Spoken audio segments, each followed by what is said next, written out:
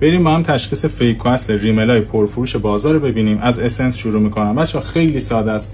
وقتی که دستتون رو میکشید روی محصول، این نوشته ها همه باید برجسته باشه و پشت محصول، زیر محصول دو مدلش هم باید اینجوری حفره داشته باشه.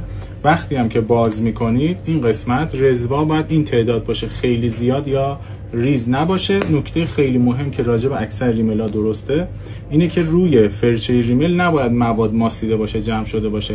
این انتهاش و ما بین ریمل ها باشه.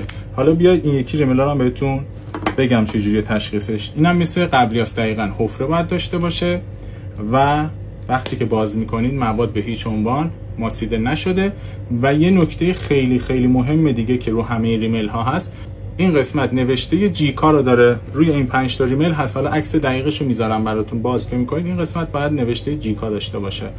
و آخریش که خیلی فیکش تو بازار زیاده و قیمتش بالاه، ریمل دوسه است.